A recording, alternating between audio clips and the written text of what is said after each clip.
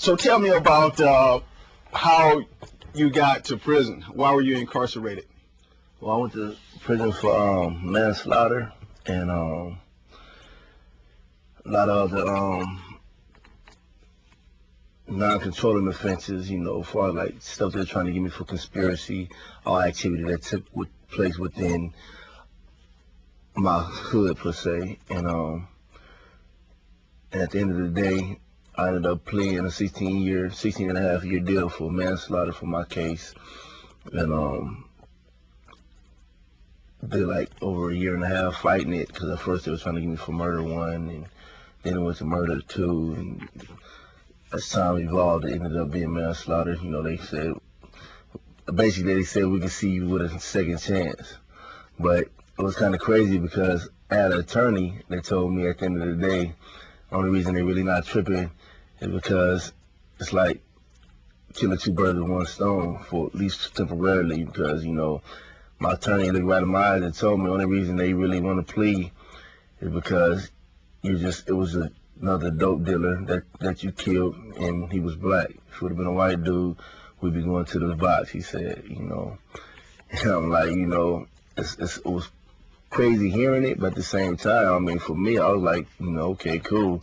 But it still hurt to know that I was supposed to be gone for this amount of time, and I was like young, you know, first time in that environment, so I was like, man, I'm not coming on till space age, you know. But here I am now, after 12 and a half years later, you know, finding my way out. Right. You know, when I was speaking to your group down at Sentinel a couple of years ago, I said I was struck by, you know, how articulate, how conscious, how intellectually curious the group was. Mm-hmm. And what struck me also was that all of you could have been in my situation if you had better guidance, if you had mentorship, and if you had grown up perhaps in a different environment. It was Ralph Waldo Emerson who said that geography is destiny. Tell me about what it was like for you to grow up, where you grew up. First of all, tell me where you grew up. I grew up in a small town called Rubidoux in Riverside, California, and it's about 60 miles west of Los Angeles. And I grew up, I guess, being now with all this epidemic going on now, with all this gangs and Crips and Bloods don't spread like wildfire all across the 50 states, you know, it finally don't spread all about. We were like the first ones to get hit with it, I guess, because we were so close to South Central LA. And with that said, you know, we were just quick to embrace that same type of, you know, thing that they were doing. You know, and it was already like in our mind, you know, ghetto and dope dealing and killing each other and all that. We just chose to embrace it to the fullest, like South Central did. And next you know, we were, you know, gang banging and Crips and shooting up each other and moving much drugs as we could, and, you know, the same old thing, you know, that they were doing, you know. And growing up, the same old scenario. A lot of individuals grew up with just moms, father gone, wherever he is, you know, whether locked up or a dope fiend or whatever the case, you know, same old story. Just a lot of them same stories, just congested, surrounded with each other, and just recipe for disaster. And here I am now, you know, most of the people that I grew up with are locked away for life with murders, or they're dead, you know. And I go back to the neighborhood now and I see, you know, my so-called little homies, my homeboys' sons and stuff, they 8 years old, now they're like 20. And, you know, it's like, they're kind of like picking up where we left off, to a certain degree at least. And violence is still prevalent out there between the blacks and Hispanics. You know, fresh out, I came home like 2 months after being home. They already had 4 funerals that went by of my, you know, mommy's kids. And it's still crazy over there, you know. and we're still trying to figure out what's going to take place to get it right. So tell me, what was it like when you first were incarcerated? It was very interesting because, like, You were 19 years old? 19, and you hear so much about stuff you pick up on TV or stuff you pick up on a song or something that your homies who've been there before told you, but you really don't pay no mind to it because you don't even think you're going there anyway when you're on the street. But then once cuffs came on, all that started like running through my mind, curiosity, wondering like, I wonder if it's like that. I wonder if it's gonna be like this. So it was like, here I am, a youngster trying to deal with the fact that I'm facing life for murder and other criminal acts, and I'm dealing with all that going on for the first time in my life, and I'm dealing with the fact that I'm fit to be exposed to a whole new world that I that I had no idea about. It's just different. So just trying to cope with everything at once at such an early age. Being that. Did you had you graduated from high school? No, I did not. No. Okay. No. 12th grade, missing classes, never made it. Tried summer school, went to summer school. During the summer school, got in some more gangbang activity, and while I was going to school, I had to leave town to get, after, drama there, so never finished that. I did take some college courses in prison, ironically though, but I never finished school, and So when you got to prison, you originally went to Centinela? My first prison I went to was Calipatria. When I got to Calipatria at that time was like really crazy because it was a new penitentiary. So when new penitentiaries opened up, a lot of politics and different races and gangs fighting over a power that truly didn't even really exist in my eyes, but fighting over power allegedly, and so it was very violent. And as soon as I got there, the first day I got into a cell, first time I ever been in a level 4 mass security cell. I'm at the door, somebody come to the door, want to introduce themselves, let me know who's who and where people that I should know where they're going to be at and where I can meet them in a week or two, after orientation. And while we're talking, all of a sudden you just hear, get out, and the gun go off, and there's a guy over there threatening to kill himself. And they shoot him just to stop him from killing himself. I'm like, wow, this is my first day, fresh, still got the jumpsuit on my bedroll, first day there. I'm like, wow. Then, so we're on lockdown for that.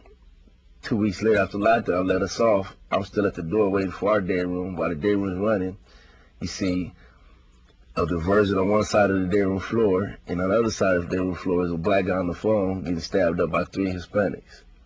I'm like, this is crazy place. But, I was young, chip on my shoulder, fresh in with, murder rap, thought I was that dude, and even though the gun wasn't around, I still felt I was about to business, so like, whatever, bring it. But it was just a trip witnessing all this, like, that quick there. And it came to the point that he changed the name up from Calipatria to Kilopatria because you was finding people dead and behind the walls at work. People in they cell OD'd or stabbed up, left for dead. It was like real buck wild at Calipatria fresh there. And at the end of the day now, I was kind of glad that I went there first because it prepared me for everything else throughout the duration of my stay there. After doing like 2 years there first, any other institution I went to was like, it was nothing to, it was like I considered lightweight. Even though I did, 11 years straight on level 4 maximum security prisons, it was like, that first place prepared me for a lot. And it was, a lot of people was like, ain't no way in heck I would have wanted to go there. But at the end of the day, it prepared me. Just learned a lot. I learned a lot, witnessed a lot, Well, first word off the top, rider, soldier, real NIWGA, just all the different terminologies they throw out there, and which was good, because, you don't want the reputation as no buster, punk, coward, weirdo, but I was far from them, so I wasn't tripping that. It's just, when when I got there, I was getting embraced by a lot of different individuals, whether they was in there for life or they just got in there because like through the word of mouth, like streets talk, penitentiaries talk, county jails talk. So a lot of people had heard about me, you know, based on the activity that went down while I was on the street, like, you know, as far as the streets went. And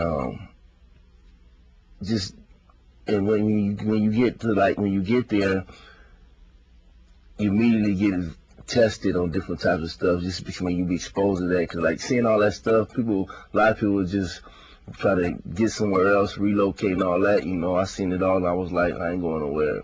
So, you know, whether it was false bravadoism or whatever the case, I don't know. It's just that people just respected, you know, somebody else about the business because in there, we all we had and we trying to recruit all we could. We wasn't tripping on geographical areas where you was from, whether it be LA, Inland Empire, or Chicago. It's just like, man, if you real, let's kick it together because we all we got. Because up in there, yeah, all these race riots, you know, the Latinos are 6-to-1 ratios with us, and they ain't feeling us. And you got the skinheads and all them other different type of hate groups. They ain't feeling us. So then we ain't feeling ourselves, you know, so we beef with ourselves. So at the end of the day, you know, everybody was just trying to scoop up all the real soldiers you could, fresh off them buses, you know, young or old, you know, let's mount up, let's do this together. So I was cool with that, you know, because it just off the top, it just seemed like you're gonna need some, you know, you'll need some kind of somebody to put their back against your back up in here, because it was like, say, it was very crazy up in there. So tell me about, when did you start to make your transformation from being a gangster OG and having that type of mindset to being more cerebral, being more progressive in your thinking? Just get tired, like, I mean, year after year, the same old stuff, and you like look around and see you don't have nothing, and this just say it's got to be more than this, you know. It's like when you're young, you only you only know what's exposed to you, what's surrounding you. And in the hood, we really didn't know there was a whole other world that existed out there. We was in the hood, barely went out of it, you know. And when I got locked up, I just was exposed to a lot of different stuff, whether you just turn on the TV, you know, because we didn't watch TV on the streets. We out there, you know, grinding or whatever. So just to see that there's a whole other world out there, you like, man, I want to be a part of that one. This, you know, this didn't turn out how I thought it was going to turn out, you know what I'm saying? The epitome of what you about this, and on the streets you had all these females, and on the streets you was moving the dope. But at the end of the day, now look, stuck in a cell, you know, like, come on, gotta be better place than this, you know. So you get to thinking like, okay, if you know you want more, how you gonna prepare yourself for that, you know? And for me, it was a struggle because I didn't know what to keep and what to hold on to, because at the end of the day, I always felt that the hood is always gonna be within me. But I felt that I needed to make a transition to where I could still be that individual, but at the same time, just on a bigger page, seeing things different, seeing the big picture, and trying to just do more. Not necessarily materialistic things and having stuff like that, just like in life, just enjoying life. And there's more stuff you can be doing. I mean, it's a bigger world out there than just the hood, you know. But back then, young, you don't know that, and you don't care neither, you know. Right, you hear some people saying, that guy knows how to do his time. Yeah. That guy doesn't know how to do his time. What does that mean? Can you interpret that for me? Yeah, because, like, it's a mind game. I mean, like I say, they talk about prison as a country club because you got cable TV or some video channel, or, man, they can give you all that stuff. None of that's going to wipe away the mental struggle that you go through. You know, the freedom is the main thing that's important. And that's another thing you don't be aware of until you grow older and see things differently. And in there, if you don't know how to do your time, you're going to go crazy. And as far as knowing how to do your time, as far as like how to keep your mind occupied, how to shake the drama and shake the weirdos, and stay out of the CO's face so you won't ever be exposed to any excess drama that you need to be exposed to. And like, for example, like somebody, to me, this is somebody who doesn't know how to do their time. I mean, he gets up in the morning, you know, hops out of bed, waits for the yard, goes to the yard, plays basketball, comes back in, eats his lunch, paces in the cells, just paces at the door, waiting for the door to crack again, like he's just caged and just needs to get out, just going crazy, pacing back and forth.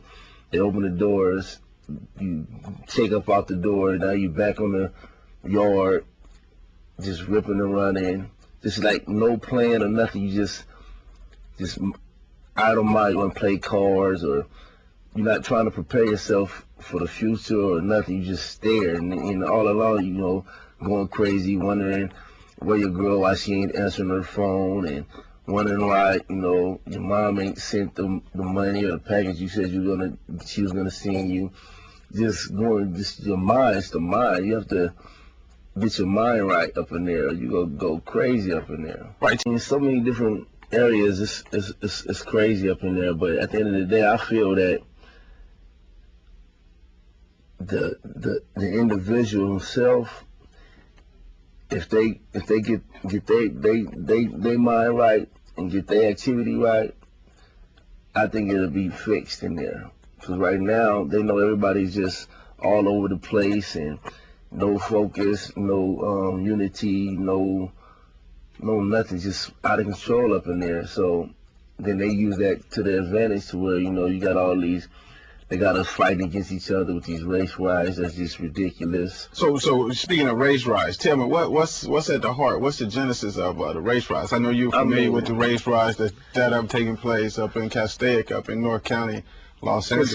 I know a lot of people will be like, take offense to my take on it, but at the end of the day, I just think it's a hate, but it ain't that hate to where, like, you know, the 1960s type of hate. It's just a hate like they think that we're doing too much, and people just hate to see, you know, just blacks, like they think that we think we're all that, and that just irks them. Because, I mean, it's a lot of hypocrisy at the end of the day anyway, because all these hate groups, whether Latino, white, or whatever, that hate us, they embrace our culture, our style, our music, and all that, but at the end of the day, they want to stab us up or whatever the case may be. And true, a lot of blacks up in there do carry like some kind of, like, you know what I'm saying, arrogance upon themselves, like, you know, they that, you know what I'm saying, individual, whatever. But I just think, because for you got Hispanics and whites uniting as one to oppose blacks, I mean, that's the trip, because they don't really like each other in there. But they could come find a common bond at the end of the day, which is, let's get together and dislike the blacks. So what do you see as a solution? I mean, my solution is, like I say, you can't control the next man's actions, so you control your actions. In my belief, I feel if the blacks really united and started like showing more love amongst themselves and quit falling for the whole divide and conquer little scenario, I think a lot of it had died now. And not saying like let's all get together and go attack. I'm saying let's get together and start showing love for each other, and like having that, you know, that allegiance or unity that a lot of other people